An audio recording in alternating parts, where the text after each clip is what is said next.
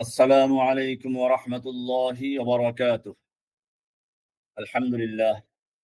আজকের আমাদের আলোচ্য বিষয় হলো ইমাম নববী রাহমাতুল্লাহি আলাইহি লিখিত ৪০ হাদিসের ১৪তম হাদিস। عن عبد الله بن مسعود رضي الله تعالى عنه قال قال رسول الله صلى الله عليه وسلم لا يحل دم امرئ مسلم يشهد أن لا إله إلا الله وأني رسول الله إلا بإحدى ثلاث: الثيب الزاني والنفس بالنفس والتارك لدينه المفارق للجماعة।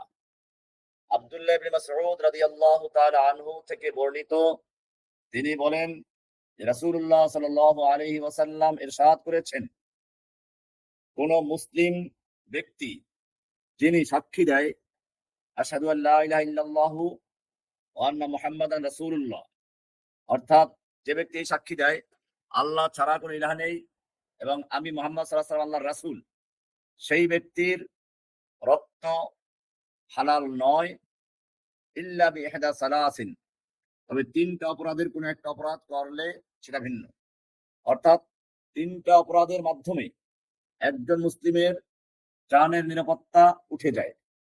তিন কারণের কোন একটা কারণ পাওয়া গেলেই কেবলমাত্র একজন মুসলিমকে হত্যা করা যাবে, এছাড়া মুসলিমকে হত্যা করা যাবে না, তার জান এবং মালের নিরাপত্তা থাকবে। সেই তিন ব্যক্তি হচ্ছে কে কে? আস-সাইয়্যিবুজ জানি, বিবাহিত ব্যভিচারী, পুরুষ হোক নারী হোক। আন-নাফসু বিন-নাফস, হত্যার বিনিময়ে হত্যা, অর্থাৎ কেউ যদি কাউকে খুন করে জানের পরে বিনিময়ে জান। ওয়াত-তারিক লিদীনিহি, আর একজন হচ্ছে যে দ্বীনকে ত্যাগ করেছে। আল-মুফারিক লিল জামাআহ, ইসলাম ত্যাগ করে যে ব্যক্তি মুসলিম উম্মার জামাত থেকে আলাদা হয়ে গেছে। এই তিন ব্যক্তির জানের নিরাপত্তা উঠে যায়, তাকে হত্যা করা বৈধ। হাদিসটি বুখারীর ৬,৮৭৮ নম্বর হাদিস, মুসলিমের ১,৬৭৬ নম্বর হাদিস।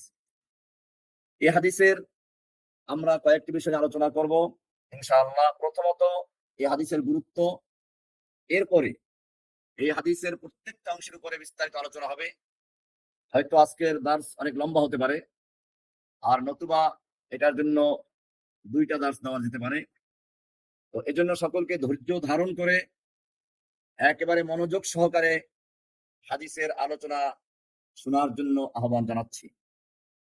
এই হাদিসের গুরুত্ব এবং ইসলামে এই হাদিসের অবস্থান, এই হাদিস সম্পর্কে ইমাম নববী রাহমাতুল্লাহ আলাইহি বলেন, হাদাল হাদিস আসলুন আযীমুন ফি হিফযিদ দিমাই, এই হাদিসটি মানুষের জানের নিরাপত্তার ক্ষেত্রে একটি মূল নীতিমূলক হাদিস এবং কোন ধরনের মানুষকে কি অপরাধের কারণে হত্যা করা যাবে সে বিষয়ে একটা মূল নীতি এটা। ওয়াকাদ আজমা আল উলামা আলা আযমি শানি হাদাল হাদিস, ইমাম নববী রাহমাতুল্লাহ আলাইহি বলেন যে সমস্ত উলামায়ে কেরাম এই হাদিসের মাহাত্ম্য, এই হাদিসের অনেক গুরুত্ব সম্পর্কে একমত হয়েছেন। ফাহুয়া ইউআসসিসু লিকায়দাতি তাহরিমুদ দিমা, এটা মূলত মানুষের জানের নিরাপত্তার একটা মূল নীতি। শরিয়াতে বা ইসলাম ধর্মের সৌন্দর্যগুলোর মধ্যে বড় সৌন্দর্য হচ্ছে ইসলাম ৫টা জিনিসের নিরাপত্তা, ৫টা জিনিসকে সংরক্ষণ করা, ৫টা জিনিসকে হেফাজত করার উপরে গুরুত্ব আরোপ করেছে। একটা হচ্ছে দ্বীন, দ্বীন হেফাজত করা, দ্বীন সংরক্ষণ করা, এটা ইসলামের দৃষ্টিতে এক বড় গুরুত্বপূর্ণ বিষয়। এই হাদিসে সে সম্পর্কে আলোচনা হবে। দ্বীন পরিবর্তন করলে কি হবে। ২ নাম্বার গুরুত্ব আরোপ করেছে হিফজুন নফস, মানুষের জানের নিরাপত্তা।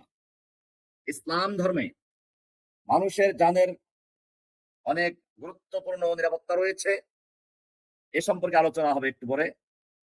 ৩ নম্বর হচ্ছে আল আকল, মানুষের বিবেক বুদ্ধি এর সংরক্ষণ করা।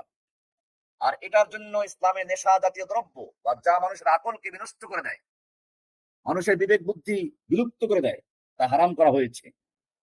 ৪ নম্বর হচ্ছে আন নাসল, মানুষের বংশ সংরক্ষণ করা, বংশ পরিচয় সঠিকভাবে সংরক্ষণ করা।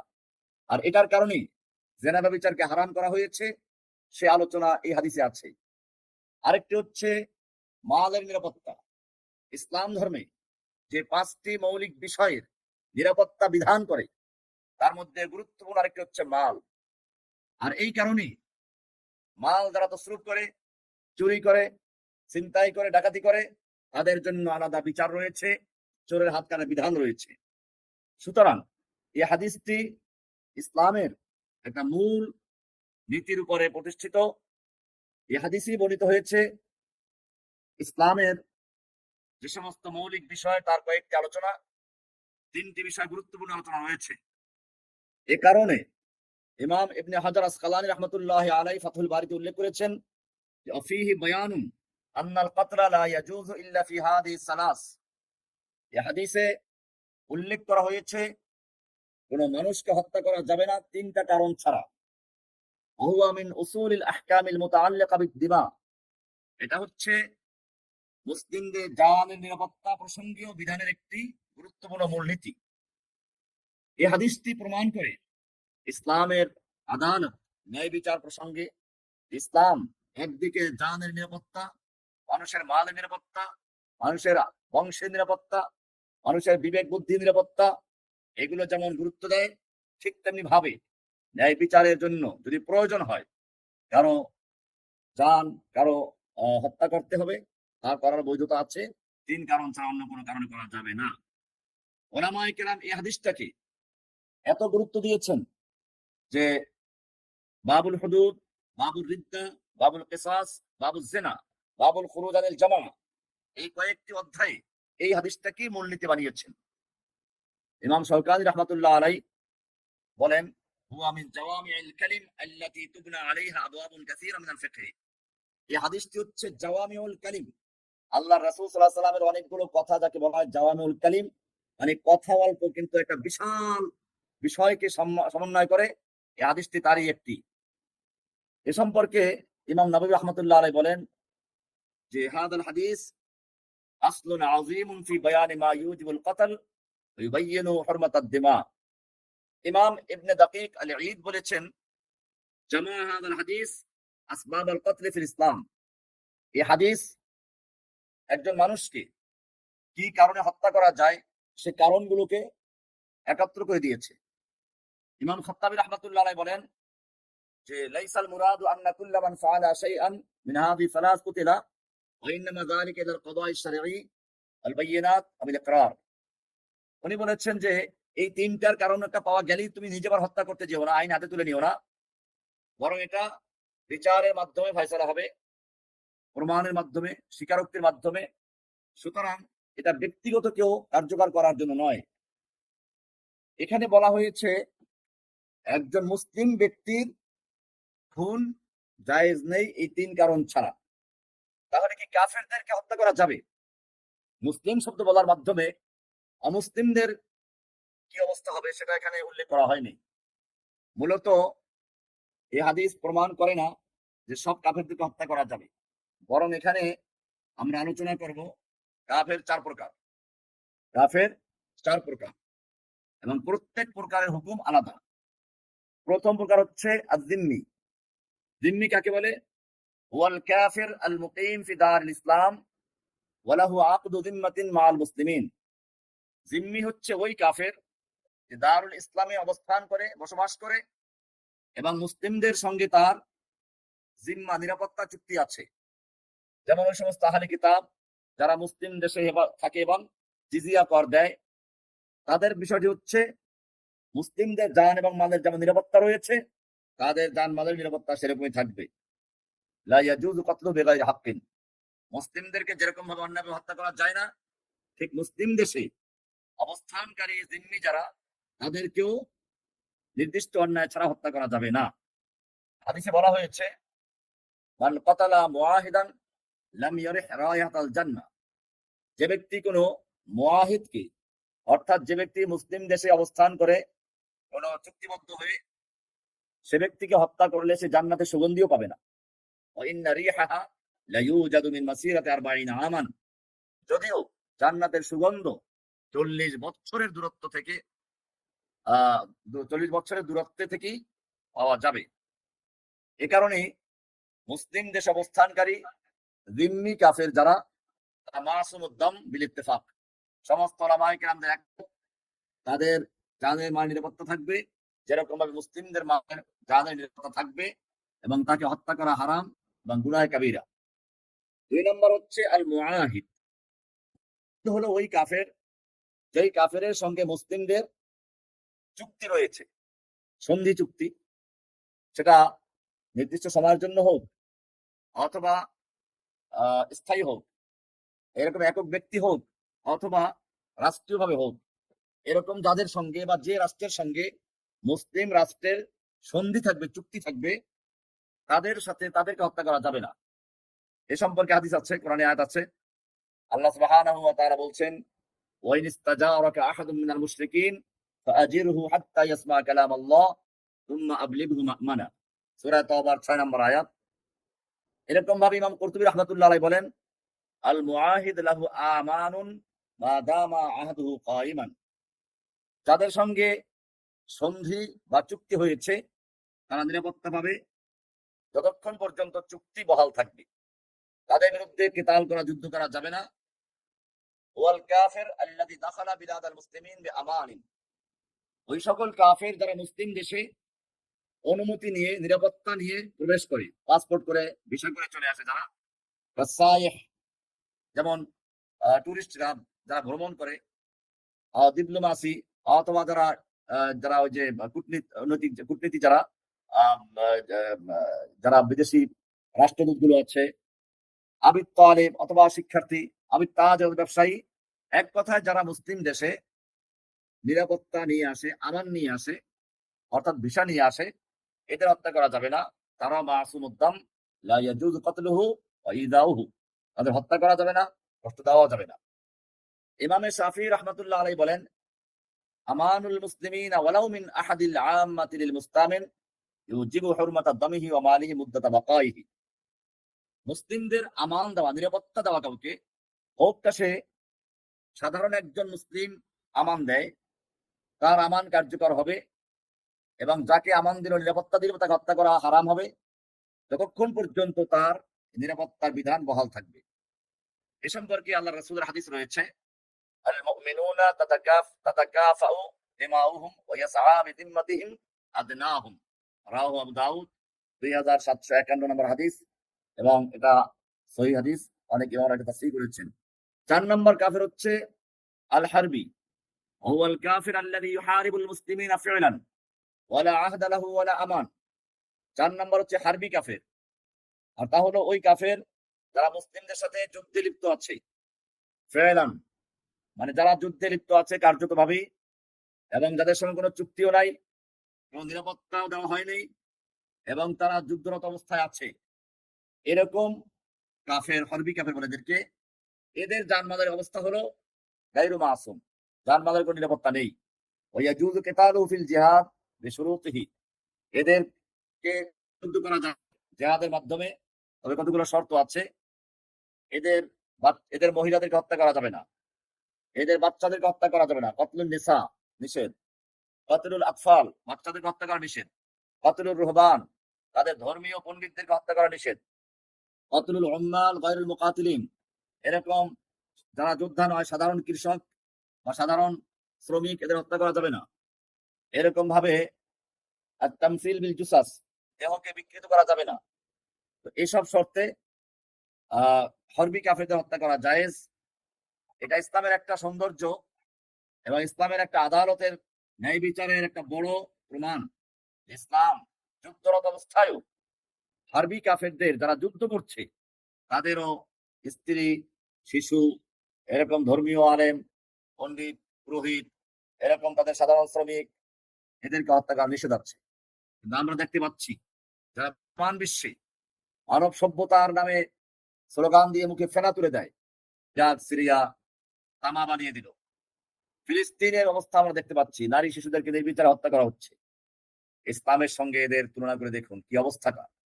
কোরআন বলছে, ওয়ালা তাকতুলুন নাফসাল্লাতী হারামাল্লাহু ইল্লা বিল হাক্কি, সূরা বনী ইসরাঈল 33 নম্বর আয়াত।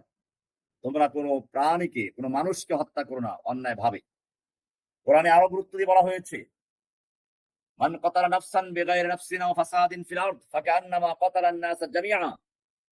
যে ব্যক্তি কোনো মানুষকে হত্যা করলো বেগাইরি নাফসিন, সে কাউকে হত্যা করেছে এরকম না, অর্থাৎ সে কাউকে হত্যা করেছে তার বিনিময়ে তাকে হত্যা করলো এরকমও নয়। আও ফাসাদিন ফিল আরদি, অথবা সে জমিনে কোনো ফাসাদ সৃষ্টি করে নাই। সম্পূর্ণ অন্যায় ভাবে যদি কাউকে হত্যা করা হয়, কেউ হত্যা করে, ফাকান্নামা কাতালান নাস জামিআন, সেজন্য পৃথিবীর সমস্ত মানুষকে হত্যা করবে। সূরা মায়দা ৩২ নম্বর আয়াত। এছাড়া আল্লাহ সুবহানাহু ওয়া তাআলা আরো বলেছেন, ওয়ামান ইয়াকতুল মুমিনান মুতাআম্মিদান ফাজাযাউহু জাহান্নাম খালিদান ফিহা ওয়া গাদিবা আল্লাহু আলাইহি ওয়া লা'নাহু ওয়া আ'আদ্দা লাহু আযাবান আযীমা। কঠিন আয়াত, সূরা নিসা ৯৩ নম্বর আয়াত। যে ব্যক্তি কোনো মুমিনকে ইচ্ছাকৃতভাবে হত্যা করলো, ফাজাযাউহু জাহান্নাম, তার শাস্তি হলো জাহান্নাম, খালিদান ফিহা, যেথায় সে চিরস্থায়ীভাবে থাকবে, ওয়া গাদিবা আল্লাহু আলাইহি, তার উপর আল্লাহর গজব, তার আল্লাহর রাগ, আল্লাহর ক্রোধ, ওয়া লা'নাহু, আল্লাহর অভিশাপ, ওয়া আ'আদ্দা লাহু আযাবান আযীমা, আল্লাহ তার জন্য কঠিন মর্মন্তুদ ভয়ানক শাস্তি রেখেছেন। এটা গুরুত্বপূর্ণ বিষয়। তো এই কারণে একজন মুসলিমের জীবনের নিরাপত্তা, জানের নিরাপত্তা এটা কাবা ঘরের নিরাপত্তার চেয়েও বেশি। রাসূলুল্লাহ সাল্লাল্লাহু আলাইহি ওয়াসাল্লাম বলেছেন, লা যাওয়ালুদ দুনিয়া আহওয়ানু আলা আল্লাহি মিন কাতলি রাজুলিন মুসলিমিন। লা যাওয়ালুদ দুনিয়া, দুনিয়াটা ধ্বংস হয়ে যাওয়া, আহওয়ানু আলা আল্লাহ, আল্লাহর কাছে বেশি সহজ, মিন কাতলি রাজুলিন মুসলিম, একজন মুসলিমকে হত্যা করার চেয়ে। রাওয়াহু নাসাই ওয়া ইবনে মাজাহ ওয়া সাহহাহু আল আলবানী। এই কারণে কোন এক কবি বলেছেন যে আজ হাজারা কাবা ইকদিল বেহতরাস্ত, কাবা বুনিয়াদে খলিলে আজারাস্ত, দিল গুজরগাহে জলিলে আকবরাস্ত। যে হাজার কাবার চেয়ে একটা মানুষের মন, মানুষের জীবন অনেক মূল্যবান। কারণ কাবা নির্মাণ করেছেন ইব্রাহিম খলিল, আর মানুষটা তৈরি করেছেন স্বয়ং আল্লাহ নিজে। কোরআন বলেছে, ওয়ালা তাকতুলু আনফুসাকুম ইন্নাল্লাহা কানা বিকুম রাহিমা, তোমরা নিজেদেরকে নিজেরা হত্যা করো না, মানে পরস্পরে মারামারি করো না, হত্যা করো না, অথবা নিজেকে নিজে হত্যা করো না, দুটোই হতে পারে। ইন্নাল্লাহা কানা বিকুম রাহিমা, সূরা নিসা ২৯ নম্বর আয়াত। কোরআনে আরো বলা হয়েছে, ওয়ালা তুলকু বিআইদিকুম ইলাত তাহলুকা, তোমরা নিজেদেরকে ধ্বংসের দিকে ঠেলে দিও, নিজ হাতে ধ্বংসের দিকে ঠেলে দিও না, সূরা বাকারা ১৯৫ নম্বর আয়াত। তো এভাবে কোরআনের আয়াত রয়েছে, হাদিস রয়েছে। আবু হুরায়রা রাদিয়াল্লাহু তাআলা থেকে বর্ণিত, বুখারী মুসলিম সহ সব কিতাবেই আছে, মান কাতালা নাফসাহু বিহাদিদাতিন, যে ব্যক্তি কোনো নিজেকে কোনো ধারালো অস্ত্র দিয়ে হত্যা করলো, আত্মহত্যা করলো, ফাহাদিদাতুহু ফি ইয়াদিহি ইয়াজাউ বিহা বাতনু ইয়াজাউ বিহা বাতনাহু ফি নারি জাহান্নাম খালিদান মুখাল্লাদান ফিহা আবাদা, সে কিয়ামতের মাঠে তার সেই লোহার ধারালো হাতিয়ারটা সঙ্গে নিয়ে উঠবে এবং জাহান্নামের আগুনে সে নিজেকে ওই অস্ত্র দিয়ে চিরস্থায়ীভাবে আঘাত করতে থাকবে। এরকম ভাবে আমান শারিবা সুম্মান, যে ব্যক্তি বিষ পান করে হত্যা করলো, ফাকাতালা নাফসাহু, বিষ পান করে আত্মহত্যা করলো, আল্লাহ রাসূল সাল্লাল্লাহু আলাইহি ওয়াসাল্লাম বলছেন, ফাহুয়া ইয়াতাহাসসাহু ফি নার জাহান্নাম খালিদান মুখাল্লাদান ফিহা আবাদা, সে জাহান্নামের আগুনে এই সেই মদ আর কি যে বিষ, সেই বিষের আগুনে সে জ্বলতে থাকবে, পান করতে থাকবে, জ্বলতে থাকবে চিরস্থায়ীভাবে। ওমান তারাদ্দা মিন জাবালিন, আর যে ব্যক্তি পাহাড় থেকে নিজেকে ফেলে দিল, মানে নিজেকে পাহাড় থেকে ফেলে দিয়ে আত্মহত্যা করলো, পাহাড় থেকে লাফ দিয়ে বা উচ্চ বিল্ডিং থেকে লাফ দিয়ে বর্তমানে যেটা হচ্ছে, অথবা বর্তমানে রেলগাড়ির তলে ঝাঁপ দিয়ে আত্মহত্যা করছে।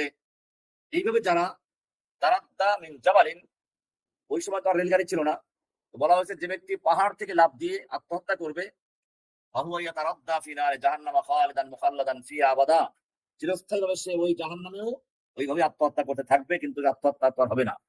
বুখারী মুসলিম সহ অনেকগুলো কিতাবে আছে।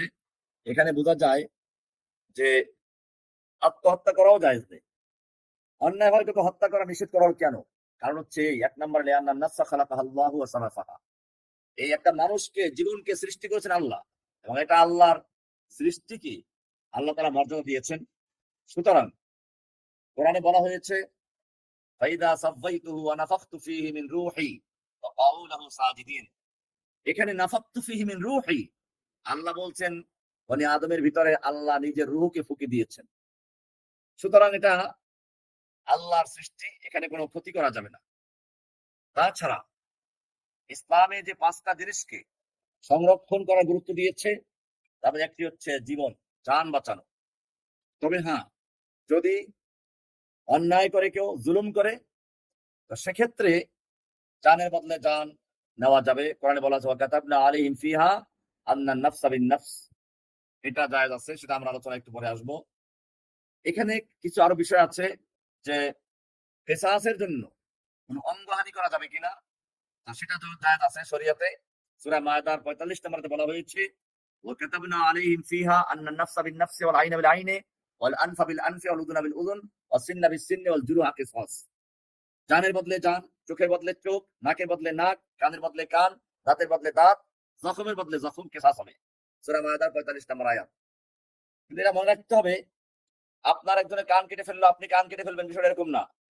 আয়াতে বলা হয়েছে ঠিক, কিন্তু এটা মনে রাখতে হবে যেটা কাজীর মাধ্যমে, বিচারের মাধ্যমে, কাজীর ফয়সালার মাধ্যমে কার্যকর হবে।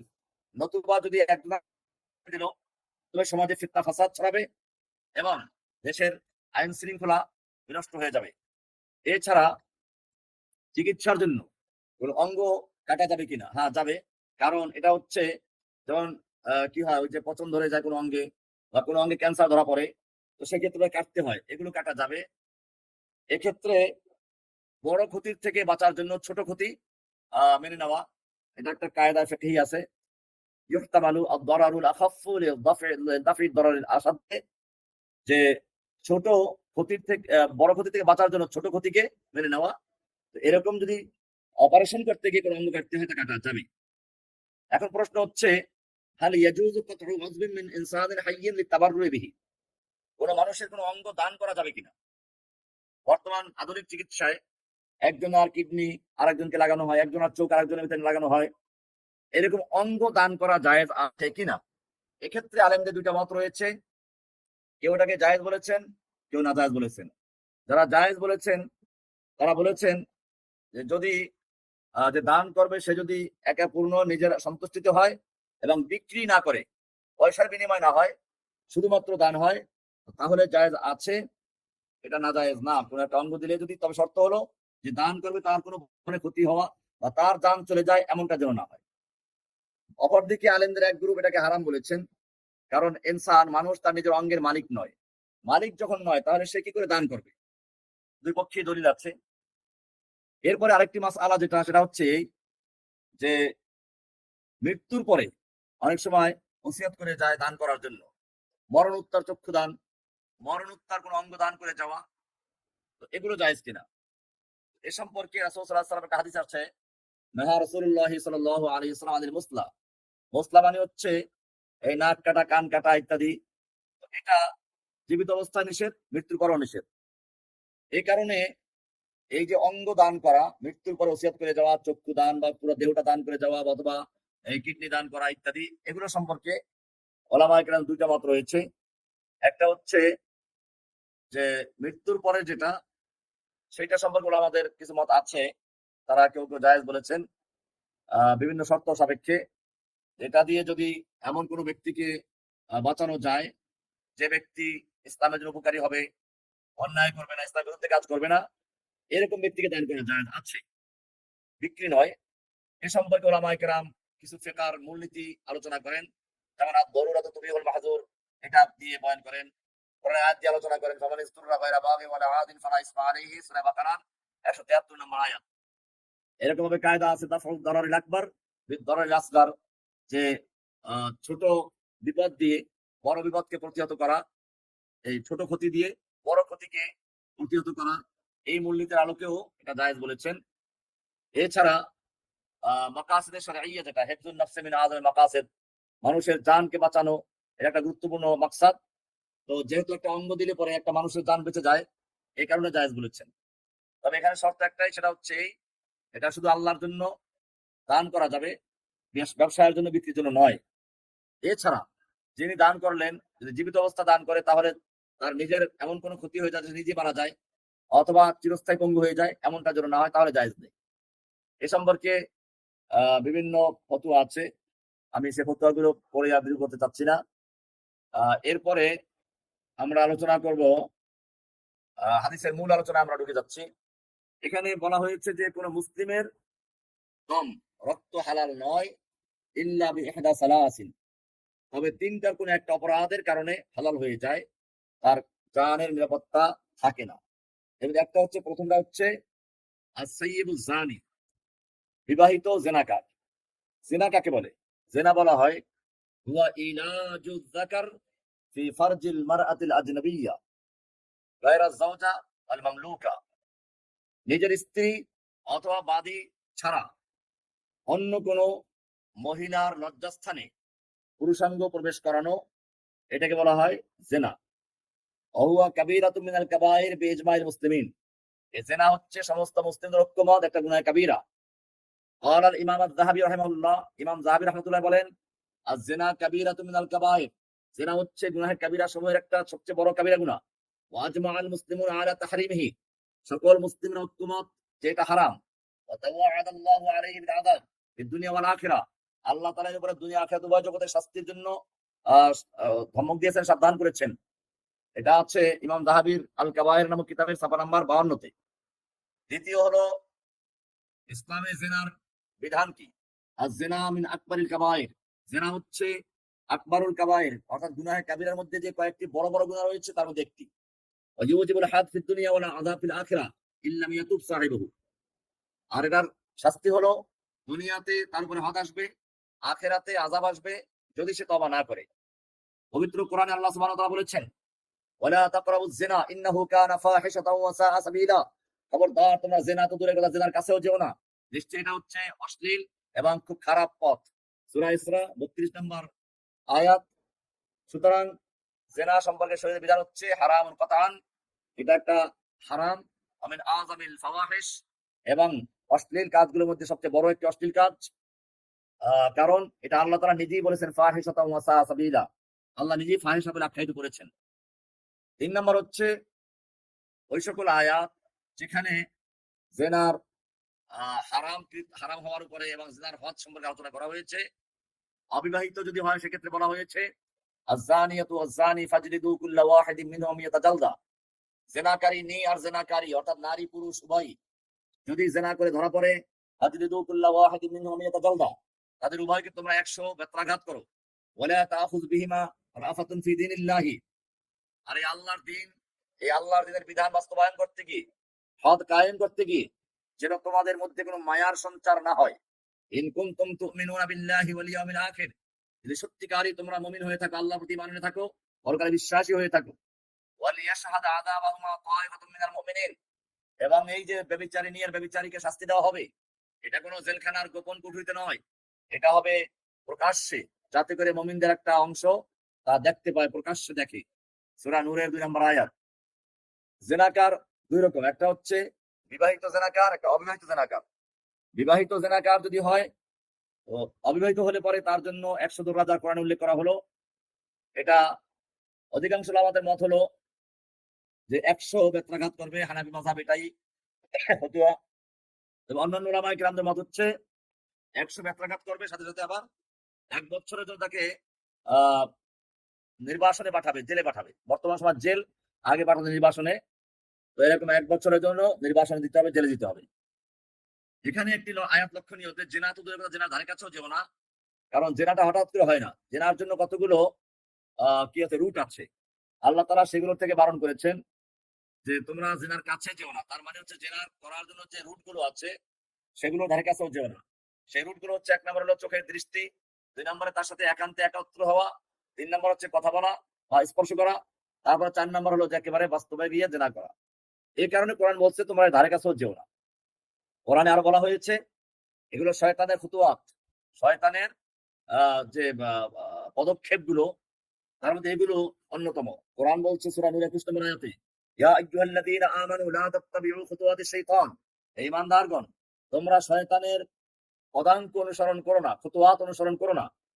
ওয়া মান ইয়াত্তাবি খুতুওয়াতিশ শাইতান, যে ব্যক্তি শয়তানের পদাঙ্ক অনুসরণ করে চলবে, ফাইন্নাহু ইয়া'মুরু বিল ফাহশাই ওয়াল মুনকার, শয়তান তাকে অশ্লীল এবং অন্যায় কাজের জন্য উদ্বুদ্ধ করে, আদেশ করে। আর যেটা হচ্ছে শয়তানের যে ইয়ামুর বিল ফাহশা, ফাহশা কাজে যে শয়তান উৎসাহিত করে, আদেশ দেয়, এটা তার অন্যতম। আর এই কারণে কোরআন মুমিনদেরকে হুকুম করেছে, কুল্লিল মুমিনিনা ইয়াগুদ্দু মিন আবসারিহিম ওয়া কুল্লিল মুমিনাতি ইয়াগুদ্দুনা মিন আবসারিহিন্না, সূরা নূরের 30-31 নম্বর আয়াত পড়লে পাওয়া যাবে। যে চোখে বলা হয়েছে, এরকম ভাবে নির্জনে অন্য মহিলাদের সাথে একান্তে কথা বলতে বারণ করা হয়েছে। সূরা হাজারের ৩২ নম্বর আয়াত, ফালা তাখদানা বিল কওল ফায়াতমা আল্লাযী ফি কলবি মারাদ। এখানে মেয়ে লোকদেরকে নরম ভাবে কথা বলা, পুরুষের সঙ্গে আকৃষ্ট করে নিষেধ করা হয়েছে। তো এগুলো হচ্ছে যে বিষয়টা বললাম জেনা সম্পর্কে। আর যে জেনাকার যদি বিবাহিত হয়, তো সে সম্পর্কে বলা হয়েছে সাইয়্যিবুজ জানি, যেটা হাদিসে উল্লেখ করা হয়েছে, এই কারণে হত্যা করা যাবে। সাইয়্যিব হলেন হুয়াল্লাযী তাযাওয়াজা যাওয়াজান সহিহান, যে ব্যক্তি সঠিকভাবে বিয়ে করলো, সাক্ষীর মাধ্যমে বিয়ে করলো, শরিয়া অনুযায়ী বিয়ে করলো, ওয়াদাখালা বিজাওজাতিহি, এবং তার স্ত্রীর সঙ্গে তার সহবাস হয়েছে, এই ব্যক্তিকে বলা হয় সাইয়্যিব জানি। সুম্মা জানা বাদা জালিকের পর জিনা করে থাকে, হলো সাইয়্যিব। তার মানে যার স্বামী আছে বা স্ত্রী আছে, সে মেয়ে হোক পুরুষ হোক, বিবাহিত পুরুষ নারী জেনা করলে পরে তার জন্য হাদ হচ্ছে, সীমা শাস্তি হচ্ছে, জেনার শাস্তি হচ্ছে তাকে হত্যা করে দেওয়া, পাথর ছুঁড়ে হত্যা করা। এ সম্পর্কে সহিহ হাদিস রয়েছে। প্রথম হাদিসটা আছে বুখারীর ৬,৮২৪ নম্বর হাদিস, মুসলিমের ১,৬৯১ নম্বর হাদিস। এখানে বলা হয়েছে, আর আবি হুরায়রা রাদিয়াল্লাহু তাআলা আনহু আতা রাজুলুম মিনাল মুসলিমিনা রাসূলুল্লাহ সাল্লাল্লাহু আলাইহি ওয়াসাল্লাম ফিল মসজিদ। আল্লাহর রাসূলের কাছে এক ব্যক্তি আসলো, তখন আল্লাহর রাসূল মসজিদে নববীতে ছিলেন। ফানাদাহু, সে লোকটা আল্লাহর রাসূলকে ডেকে ডেকে বলল, ইয়া রাসূলুল্লাহ ইন্নী জানাইতু আমি জেনা করেছি। ফাআরাদা, আল্লাহর রাসূল সাল্লাল্লাহু আলাইহি ওয়াসাল্লাম তার থেকে মুখ ফিরিয়ে নিলেন। সুম্মা আদা, লোকটা আবার এলো। ফাকালা ইয়া রাসূলুল্লাহ ইন্নী জানাইতু, হে আল্লাহর রাসূল আমি জেনা করেছি। ফাআরাদা আনহু, আল্লাহর রাসূল এবারও তার থেকে মুখ ফিরিয়ে নিলেন। হাত্তা ক্বালাহা আরবা মাররাত, এভাবে সে ৪ বার বলল। ফালাম্মা শাহিদা আলা নাফসিহি আরবা মাররাতিন, যখন এরকম ৪ বার সে নিজের বিরুদ্ধে সাক্ষী দিল, তাআরাস বিহি রাসূলুল্লাহ সাল্লাল্লাহু আলাইহি ওয়াসাল্লাম, আল্লাহর রাসূল তাকে ডাকলেন। ফাকালা আবিকা জুনুনুন, এই তুমি কি পাগল?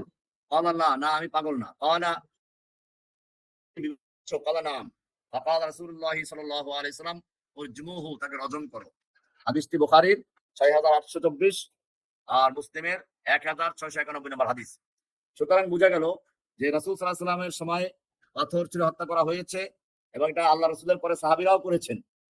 আরেকটি হাদিস, যেটা ইমরান ইবনে হুসাইন থেকে বর্ণিত, তিনি বলেন, ইন্না ইমরাতাম মিন জুহাইনা আতাত রাসূলুল্লাহ সাল্লাল্লাহু আলাইহি ওয়াসাল্লাম ওয়া হিয়া ক্বাবলা মিনাজ জিনা। জুহাইনা গোত্রের একজন মহিলা আল্লাহর নবীর কাছে আসলো, যে জিনা ব্যভিচারের মাধ্যমে গর্ভবতী হয়েছিল। ফাকালাত, এই মহিলা এসে বলল, ইয়া রাসূলুল্লাহ আসাবতু হাদ্দান ফাআকিমহু, আমি শরীয়তের বিধান শাস্তি পাওয়ার যোগ্য কাজ করেছি, আমার উপরে শরীয়তের বিধান কার্যকর করুন। ফাকিমহু আলাইয়া ফাদাআ নবিয়ুল্লাহি ওয়ালিয়াহা, আল্লাহ নবী সাল্লাল্লাহু আলাইহি ওয়াসাল্লাম ওই মহিলার অভিভাবকদেরকে ডাকলেন। ফাকালা আহসিন ইলাইহা, বলেন এই মহিলার সাথে তোমরা সদাচরণ করো, তাকে ভালোভাবে দেখাশোনা করো, লালন পালন করো। ফাইদা ওয়াদাআত, যখন সে বাচ্চা প্রসব করবে, ফাতিনি বিহা, তখন আমার কাছে তাকে নিয়ে আসবে। ফাআলা, সেভাবেই করা হলো। ফাআমারা বিহান নবী সাল্লাল্লাহু আলাইহি ওয়াসাল্লাম ফাশুদ্দাত আলাইহা সিয়াবাহা। এখানে হাদিসটা সংক্ষেপ করা হয়েছে। এখানে আছে যে বাচ্চা হওয়ার পরে সে আসলো, আবার একই কথা বললো, আল্লাহ রাসূল বলেন যাও এই বাচ্চাকে দুধ পান করা, বড় হলে পরে আসো। তারপরে আবার যখন বাচ্চা দুধ পান করা শেষ হলো, রুটি খাওয়া অভ্যস্ত হলো, তখন সেই বাচ্চা আবার নিয়ে আসলো, এসে বললো, ইয়া রাসূলুল্লাহ এই দেখেন বাচ্চায় রুটি খাচ্ছে। এরপর আল্লাহ রাসূল সাল্লাল্লাহু আলাইহি ওয়াসাল্লাম তাকে বললেন পাথর ছুঁড়ে হত্যা করার জন্য। তো এরপর আল্লাহ রাসূল তার জানাজা করেছেন। ফাকালা লাহু ওমর আতুসাল্লি আলাইহা ওয়া হিয়া ক্বাদ জানাত। ওমর রাদিয়াল্লাহু আনহু বললেন যে, ইয়া রাসূলুল্লাহ আপনি তার জানাজা করছেন, অথচ সে তো জিনা করেছে। ফাকালা লাকাদ তাবাত তাওবাতান, জেনে রাখো সে এমন তওবা করেছে, লাউ কুসিমাত আলা ৭০ মিন আহলি মাদিনা লাওয়াসিআতহুম, যদি মদিনার ৭০ জন লোকের উপরে তার এই তওবার সওয়াব বন্টন করে দেওয়া হতো, ৭০ জন লোকের নাজাতের ব্যবস্থা হয়ে যেত। ওয়া হাল ওয়াজাদতা তাওবাতা আফদালা মিন আন জাদাত বিনাফসিহা লিল্লাহ, আর তুমি এর চেয়ে ভালো কারো তওবা কি দেখেছো, যে তার নিজের জানকে আল্লাহর রাস্তায় সে দিয়ে দিয়েছে। হাদিসটি বুখারীর, মুসলিমের ১,৬৯৬ নম্বর হাদিস, নাসাইর ৭,৩০১ নম্বর হাদিস। এই হাদিস থেকে বোঝা গেল যে রজম বা পাথর ছুঁড়ে হত্যা করার বিধান, এটা সহিহ হাদিস দ্বারা প্রমাণিত। এছাড়া আল্লাহ রাসূলের কাছে একবার ইহুদিরা একটা বিচার নিয়ে আসলো। হাদিসটি আব্দুল্লাহ ইবনে ওমর থেকে বর্ণিত।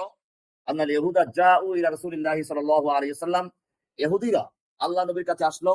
ফাযাকারু লাহু, তারা এসে আল্লাহ রাসূলকে বলল, ইন্না রাজুলাম মিনহুমা ইমরাতান জানাইয়া, তাদের মধ্যে একজন পুরুষ একজন মহিলা জিনা করেছে।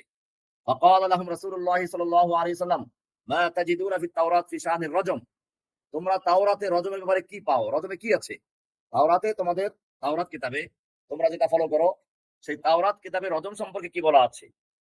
ক্বালু তারা বলল নাফদাহুম ওয়া ইউজাল্লিদুন আমরা এদের মুখ কালো করে দেই, কালো কালি দিয়ে মুখ মেখে দেই, অপমান করি আর তাদেরকে দোররা মারা। ক্বাল আব্দুল্লাহ ইবনে সালাম সেখানে ইহুদীদের একজন বড় আলেম যিনি পরে ইসলাম কবুল করেছেন সে ছিল। তিনি বললেন কাযাবতুম তোমরা মিথ্যা বলেছো। ইন্না ফিহা রজম তাওরাতে রজমের বিধান আছে। ফাআতু বিত তাওরাত তোমরা তাওরাত নিয়ে আসো। ফানাশারু ফাআতাউ বিত তাওরাতে তারা তাওরাত নিয়ে আসলো। ফানাশারুহা তাওরাত খুললো। ওয়াদাআ আহাদুহুম ইয়াদাহু আলা আয়াতির রজম একজনের চালাকি করে রজমের আয়াতের উপরে হাত রেখে তারপরে সে পড়া শুরু করলো। ফাকরা মা ক্বাবলাহা ওয়া মা বা'দাহা আগের থেকে পড়লো পরের থেকে পড়লো, কিন্তু মাঝখানে রজমের আয়াত যেখানে তাওরাতের ওই জায়গাটা তারা হাত দিয়ে বন্ধ করে রাখলো। ফাকাল আব্দুল্লাহ ইবনে সালাম ইরফা ইয়াদাইক আব্দুল্লাহ ইবনে সালাম বলেন তোমার হাত উঠাও। ফাইদা তাহতাহা আয়াতুর রজম তারপর দেখা গেল যে এই হাতের নিচেই ছিল রজমের আয়াত।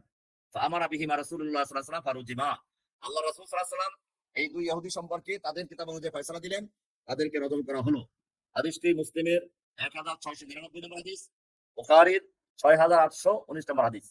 সুতরাং বোঝা গেল রজম এটা আল্লাহর নবীর যুগে ছিল, সাহাবায়ে কেরাম সেটা করেছেন। এ সম্পর্কে আরো হাদিস আছে, আমরা মোটামুটি ভাবে হাদিস থেকে উল্লেখ করলাম। এছাড়া রজমের ব্যাপারে সমস্ত ওলামারা একমত হয়েছেন। অবশ্য ইরানের শিয়ারা গত কয়েক বছর আগে তাদের দেশ থেকে রজমের ফতোয়াকে পার্লামেন্টে আইন করে বাতিল করে দিয়েছে। কিন্তু মুসলিমদের যারা সত্যিকার মুসলিম আহলে সুন্নাত ওয়াল জামাত তাদের সকলের ইজমা রয়েছে যে রজম করা আল্লাহ নবীর যুগে করা হয়েছে, বাস্তবায়ন করা হয়েছে এবং এখনো এটা আছে। এর উপরে ইজমা উম্মত রয়েছে। قال الإمام ابن قدامة الحنبلي হাম্বলি মাযহাবের ইমাম ইবনে কুদামা রাহমাতুল্লাহ বলেন ওয়াজমা আল মুসলিমুনা আলা আন্না হাদ্দ আয-যানি আল মুহসিন আর-রজম বিবাহিত জিনাকারীর শাস্তি হচ্ছে রজম। ওয়াকাদ রাজামান নবী সাল্লাল্লাহু আলাইহি ওয়াসাল্লাম মাইজান ওয়া রাজাম আল-গামিদিয়্যা ওয়া রাজাম আল-ইহুদিয়্যাইন ওয়া রাজাম উমর ফি খিলাফাতিহি রাসূল সাল্লাল্লাহু আলাইহি ওয়াসাল্লাম নিজের যুগে মাইজকে রাদিয়াল্লাহু তাআলা মাইজ রাদিয়াল্লাহু তাআলা কে এরকম ভাবে ওই সেই গামিদি গোত্রের মহিলাকে এবং দুই ইহুদিকে পাথর ছুঁড়ে হত্যা করার নির্দেশ জারি করেছেন, হত্যা করা হয়েছে। এছাড়া ওমর রাদিয়াল্লাহু তাআলা আনহু তার খিলাফত যুগে বাস্তবায়ন করেছেন। ইমাম ইবনে কুদামা আল মুগনি 12 নম্বর খণ্ডের 253 নম্বর পৃষ্ঠা। শাফি মাযহাবের আরেকজন ব্যক্তি ইমাম নববী রাহমাতুল্লাহ তিনি বলেন ওয়াম্মার রজম ফাসাবিতুন বিস সুন্নাহ ওয়া ক্বাদ নাকালা জামাআতুন মিন উলামা ইজমা আলাইহি রজম করা হাদিস দ্বারা প্রমাণিত এবং উলামায়ে কেরাম সম্পর্কে ইজমা নকল করেছেন। ওয়ালা খিলাফা ফি উজুবিহি আলা যানি আল মুহসিন ইযা সাবাতা জিনাহু একজন বিবাহিত জেনাকার ব্যভিচারী যখন জেনা করবে তার জন্য এই রজমের শাস্তি এটা সকল মুসলিমদের ঐক্যমত। এটা ইমাম নববী রাহমাতুল্লাহ আলাইহি সহিহ মুসলিমে শরহ উল্লেখ করেছেন। এখানে ওমর ইবনে খাত্তাব রাদিয়াল্লাহু তাআলা আনহু থেকে একটি হাদিস আছে যে রজম সম্পর্কে একটি আয়াত ছিল, সেটা ছিল আশ-শাইখু ওয়াশ-শাইখাতু ইযা জানাইয়া ফারজুমুহুমা আল-বাত্তাতা নাকালা মিনাল্লাহ ওয়াল্লাহু আজিজুন। এটা বুখারীর 6829 নম্বর হাদিস। কেন জেনা ব্যভিচারকে হারাম করা হয়েছে? বর্তমান সমাজে দেখা যায় একদল নারী জেনা ব্যভিচারকে সহজ করার জন্য পতিতাদেরকে শ্রমিকের মর্যাদা দেওয়ার দাবি করেছে। এটা মূলত শয়তানের একটা চক্রান্ত। কোরআনে মানুষের বংশের নিরাপত্তা দিয়েছে, বংশ হেফাজতের গুরুত্ব দিয়েছে। কোরআন বলছে ইন্না খালাকনাকুম মিন যাকারি ওয়া উনসা ওয়া জাআলনাকুম শুউবান ওয়া ক্বাবাইলা লিতাআরাফু। এছাড়া আল্লাহ তাআলা নসবের কথা কোরআনে উল্লেখ করেছেন। এই কারণে বংশের নিরাপত্তা একটা গুরুত্বপূর্ণ বিষয়। যদি জেনা ব্যভিচারকে ব্যাপকভাবে অনুমতি দেওয়া হয় তাহলে কার বাপ কে এই সন্তানের দায়িত্ব নিবে? সন্তান লালন পালন করবে কে? এই সন্তানগুলো রাস্তার কুকুরের বাচ্চার মতো অসহায় অবস্থায় ঢুকে থেকে মরবে। আমি এখন যেখানে থাকি এখানে একটা কুকুরের বাচ্চা হলো 9টা বাচ্চা। বারোইখালী বাইতুল কুবা মসজিদের পাশে যারা বসবাস করে তারা সকলেই জানে, এটা দেখেছে, এখনো আছে। আজকে আমি দেখেছি 2-3টা বাচ্চা আজকে দেখেছি। এক একটা করে মরতে মরতে এ পর্যন্ত বলে 3-4টা আছে এখন। তো এই যদি মুসলমানদের অবস্থা এরকম হয়, মানুষের অবস্থা এরকম হয় যে মানুষের জন্য জেনা ব্যভিচারকে ব্যাপক করে দেওয়া হয়, তাহলে সন্তানদের অবস্থা কি হবে? তা আমরা দেখতে পাই ডাস্টবিনে মানুষের বাচ্চার কান্নার আওয়াজ পাওয়া যায়। এরকম ময়লা আবর্জনার উপরে পড়ে থাকে। এরা কারা? এরা এই হারাম, জেনা ব্যভিচারের সন্তানদের অবস্থা এটা কেউ দায়িত্ব নেয় না। এরকম ভাবে দ্বিতীয় হচ্ছে সিয়ারাতুল আওরাতুল হায়া, জেনা ব্যভিচারকে হারাম করার মূল আরেকটি কারণ হচ্ছে মানুষের লজ্জা, মান সম্মান বহাল রাখা। এছাড়া জেনা ব্যভিচারকে হারাম করার একটি মূল কারণ হচ্ছে মারাত্মক কিছু রোগ থেকে মানুষকে সংরক্ষণ করা, যেমন এইডস রোগ, এরকম আরো যে রোগগুলো আছে। এছাড়া মানুষের পরিবার তন্ত্রকে সংরক্ষণ করা। আপনি আজকে পশ্চিমা দেশে গেলে দেখবেন যে অনেক সন্তানদের অভিভাবক নাই, মা বাবার পরিচয় নাই, এরা লালিত পালিত হয় কোথায়? রাস্তাঘাটে।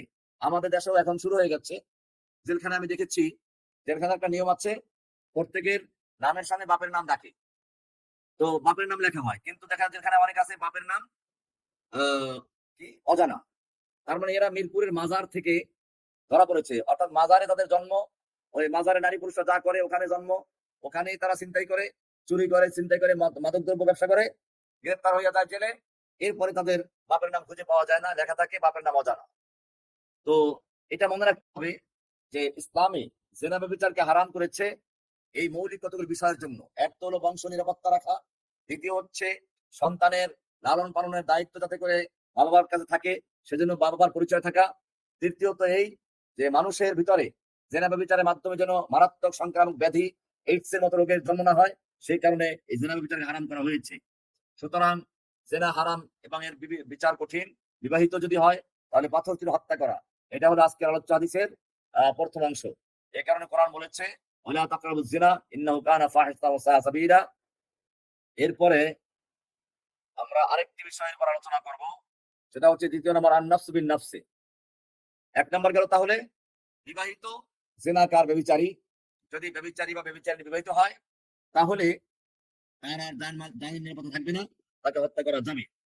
দুই নম্বর যেই কারণে মানুষের জানের নিরাপত্তা শেষ হয়ে যায়, হত্যা করা বৈধ হয়, তা হচ্ছে আন-নাফসু বিন-নাফসি। অর্থাৎ যদি কেউ কাউকে অন্যায়ভাবে হত্যা করে ইচ্ছাকৃতভাবে, তাহলে তাকে হত্যা করা যাবে কিসাস হিসেবে।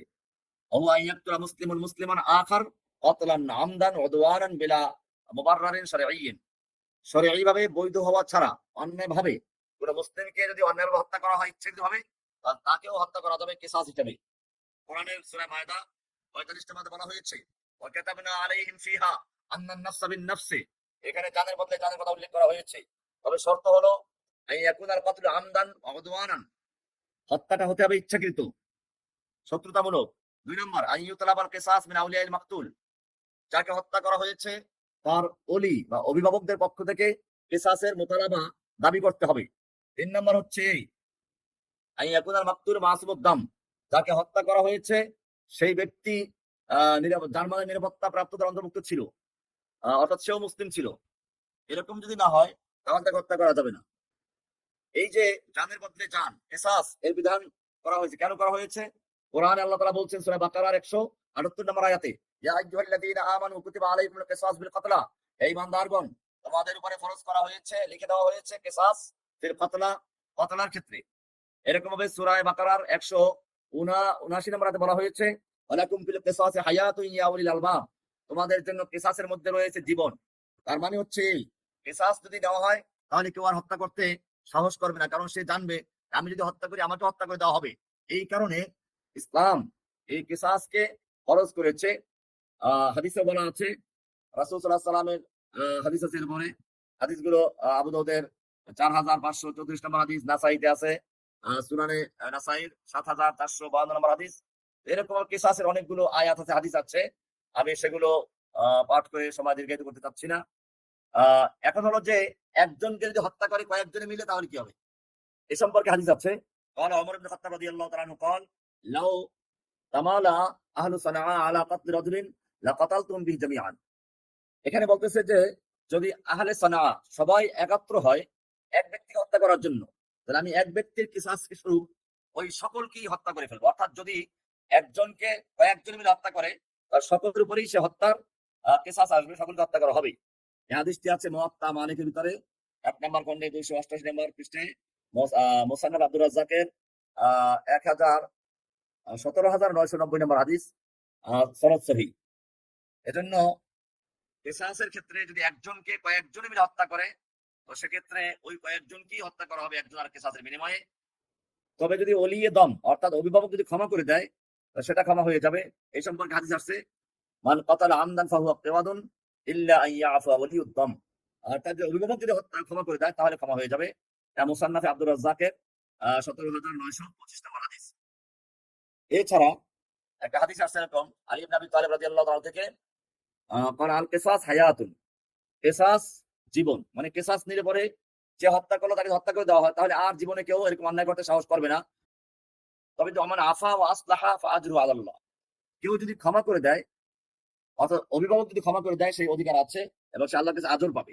আবার আখাযা বিহাক্কিহি ফালা ইসমা আলাইহি। আর কেউ যদি তার পাওনা হক কিসাস নিয়ে নেয় তো তার কোনো গুনাহ নেই। এটা ইবনে আবি শাইবার হাদিস ২৮,৭৮২ নম্বর হাদিস। এ কারণে হানাফি, শাফি, হাম্বলি, মালিকি সব মাযহাবে ফতোয়া আছে। হানাফি মাযহাব আছে ইউক্তাদুল কাতিলুল আমদু কিসাসান ইল্লা আন ইয়াফা ওয়ালিউদ দাম আও ইস্তালাহা আলা দিয়াতি। হানাফি মাযহাব ফতোয়া হচ্ছে এই, যদি কেউ কাউকে ইচ্ছাকৃত হত্যা করে তাকে কিসাস হিসেবে হত্যা করে দেওয়া হবে।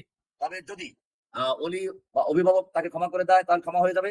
অথবা যদি তারা দিয়াতের উপরে অর্থাৎ রক্তপণের উপরে আ কি হয় মুক্তিপণের উপরে যদি ঐক্যবদ্ধ হয় তাহলে জানের বিনিময়ে দিয়াত দিতে চলে যাবে।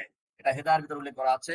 মালিকি মাযহাবের কিতাব আছে আল মুতাফফানা আল কুবরার ভিতরে আল কিসাস ওয়াজিবুন ফিল কতলিল আমাদ মা লাম ইয়াফু আনহু ওয়ালিউদ দাম আও ইয়াকুদ দিয়া।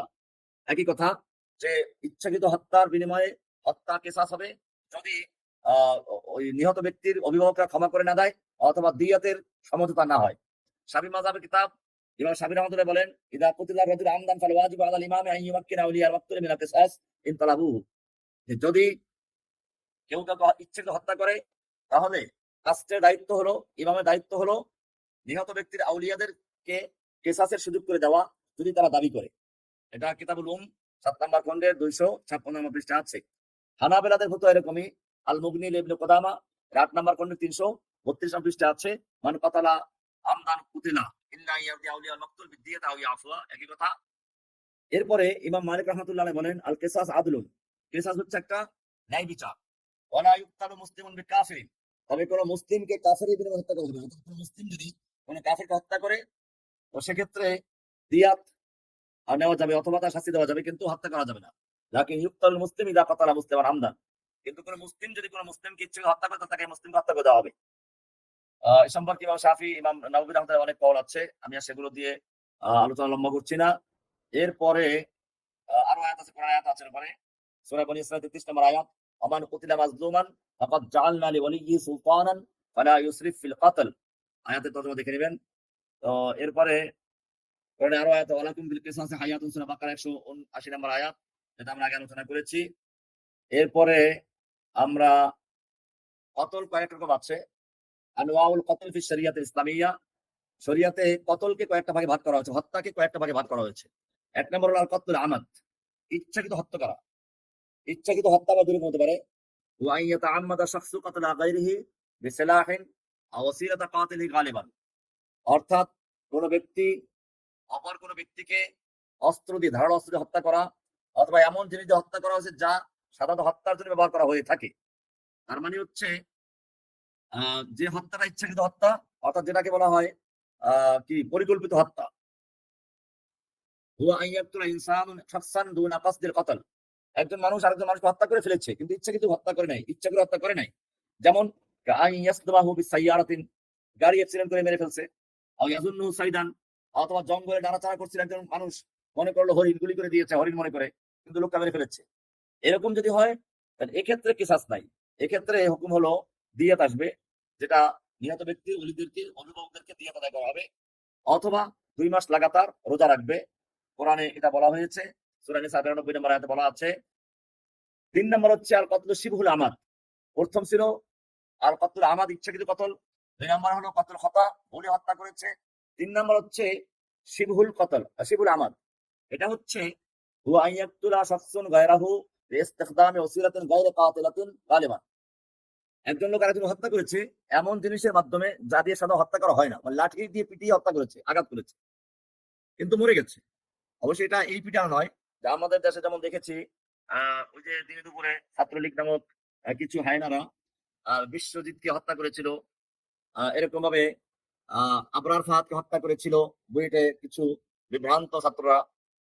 এরকম যদি পিটিয়ে হত্যা করে তো এটা আবার কেসাস আসবে, যেহেতু এটা পরিকল্পিত। আরেকটা হলো হঠাৎ করে একটা বাড়ি মারছে, হত্যার উদ্দেশ্যে নয় কিন্তু মরে গেছে, এটাকে বলে কতলু শিবহুল আমাদ। এটা কিসাস হবে না, এখানে কিসাস নেওয়া যাবে না, এখানে আসবে দিয়াত। তবে দিয়াতটা বড় দিয়াত, সেটা হচ্ছে এই 100 উট দেওয়া হবে বা সমপরিমাণ যে মূল্য তা দিতে হবে। এই প্রকারের হত্যাটাকে বলা হয় শিবহুল আমাদ, মানে এক ধরনের স্বেচ্ছাই হত্যা করেছে, কিন্তু মানে হত্যা করা হয় এমন জিনিস দিয়ে, ধারণা জিনিস দিয়ে হত্যা করে নাই। আর এক প্রকার হত্যা হচ্ছে আল কতলু নিসিয়ানান ওয়া জাহালান, ভুলে বা অজ্ঞতাবশত কারণে হত্যা করেছে। এটা এরকম ইন ওয়াকাল কতলু বিসাবাবি নিসিয়ানিন ওয়া জাহলিন ফাহুয়া মিনাল খাতা ওয়া ইয়াখুযু হুকমু লা কিসাস। ভুলে অথবা আ অজ্ঞতাবশত হত্যা করে ফেলেছে, এটাও কিসাস আসবে না, দিয়াত আসবে, এখানে কাফফারা আসবে, দিয়াত আসবে। আ তো এই হলো ২ নম্বর বিষয় যেটা ছিল। আজকের হাদিসের ৩ নম্বর অংশ হচ্ছে আত-তারিক লিদীনিহি আল-মুফারিক লিল জামাআহ। যে ব্যক্তি তার দ্বীনকে ত্যাগ করেছে এবং মুসলিমদের জামাত থেকে বিচ্ছিন্ন হয়ে গেছে। অর্থাৎ এটা হচ্ছে মুরতাদ। হুয়াল মুসলিম আল্লাযী ইয়ারতাদ্দু আনিল ইসলাম। এ হলো ওই মুসলিম যে ইসলাম থেকে মুরতাদ হয়ে গেছে, ত্যাগ করেছে। ওয়া ইউজাহিরু বিআদাওয়াতিহি, এবং সে প্রকাশ্যে ইসলামের সাথে শত্রুতা প্রকাশ করে। আও ইয়ানফাসিল আন জামাতিল মুসলিমিন, এখন সে জামাতুল মুসলিমিন মুসলমানদের দল থেকে আলাদা হয়ে গেছে। সাওয়াউন বিল ইতিকাদ আও বিল কওল আও বিল ফিল, সে আকীদার মাধ্যমে হোক, কথার মাধ্যমে হোক বা কাজের মাধ্যমে হোক, যেভাবে হোক সে মুরতাদ। শরীয়তে তার বিধান হচ্ছে ইস্তাতাবা আউয়ালান, তার থেকে তওবা চাওয়া হবে। ফাইন লাম ইয়ারজি, যদি সে ফিরে না আসে, ইউক্তালু হাদ্দান, তাহলে তাকে হদ হিসাবে হত্যা করা হবে। লা ইন্তেকামান, প্রতিশোধ নয়, হদ হিসাবে, শাস্তি হিসাবে হত্যা করা হবে। আহকামে শরিয়া, এটা হাকিম কার্যকর করবে, ব্যক্তিগতভাবে নয়। এখানে এই যে মুরতাদকে হত্যা করা, এ সম্পর্কে হাদিস আছে। আল্লাহ রাসূল সাল্লাল্লাহু আলাইহি ওয়াসাল্লাম বলেছেন, মান বাদদালা দীনাহু ফাকতুলুহু। বুখারীর ৩১৭ নম্বর হাদিস, ৩০১৭ নম্বর হাদিস। কোরআনেও বলা আছে, ওয়া মান ইয়ারতাদিদ মিনকুম আন দীনিহি ফায়ামুত ওয়া হুয়া কাফিরুন ফাউলাইকা হাবিতাত আমালুহুম। সূরা বাকারার ২১৭ নম্বর আয়াত। যে ব্যক্তি মুরতাদ হয়ে যায় দ্বীন থেকে, সে ফায়ামুত ওয়া হুয়া কাফির, সে কাফের অবস্থায় মরল, তার সকল আমল বরবাদ হয়ে গেছে। এ সম্পর্কে ইমাম আবু হানিফা রাহমাতুল্লাহ আলাইহি বলেছেন, ইস্তাতাবু আল মুরতাদ্দু সালাসাত আইয়ামিন। একজন লোক যখন মুরতাদ হয়ে যায়, তখন তাকে ৩ দিন পর্যন্ত তওবা করার সুযোগ দেওয়া হবে। ফাইন তাবা, তওবা করে ভালো কথা, ওয়া ইল্লা কুতিলা, নতুবা তাকে হত্যা করা হবে। قال ইমাম শাফিঈ রাহিমাহুল্লাহ তাআলা, ইমাম শাফি বলেন, ইউক্তাদুর রাজুলু ওয়াল মারাতু ফি রিদ্দাতি বা'দাল ইস্তিতাবাতি। ইমাম শাফি রাহমাতুল্লাহ বলেন যে পুরুষ হোক নারী হোক, যদি মুরতাদ হয়ে যায়, তাহলে তার থেকে তওবা চাওয়া হবে। তওবা না করলে সঙ্গে সঙ্গে হত্যা করে দেওয়া হবে, ৩ দিনের সুযোগ দেওয়া হবে না। ইমাম ইবনে তাইমিয়া রাহমাতুল্লাহ আলাইহি বলেন, আর রিদ্দাতু নওয়ানি, মুরতাদ হওয়া ২ রকম, মুজাররাদাতুন ওয়া হারবিয়াতুন। একটা হচ্ছে শুধু মুরতাদ হয়ে গেছে, ইসলামের বিরুদ্ধে শত্রুতা পোষণ করে না, মানে বিরুদ্ধে যুদ্ধ লাগে নাই। আরেকটা হলো ইসলামের বিরুদ্ধে যুদ্ধে রত হয়ে গেছে, অর্থাৎ সে লেখালেখি করে, ব্লগে লেখে যুদ্ধ করতে এইভাবে। বর্তমান সময়ে যেমন কিছু ব্লগারদেরকে দেখি, তারা নিজেরা শুধু মুরতাদ হয়ে ক্ষান্ত হয় না, বরং ইসলামের বিরুদ্ধে তারা অলরেডি যুদ্ধ ঘোষণা করে। এরকম মুরতাদ যারা, তাদের ব্যাপারে শরীয়তে বিধান হচ্ছে তাদেরকে হত্যা করে দেওয়া। এটা হলো এই হাদিসের অর্থ। আর হাদিস দালিলুন আলা হুরমাতিত তালাউম বিল ইসলাম ওয়া আন্না দীনাহু ইয়াজিবু সাউনুহু।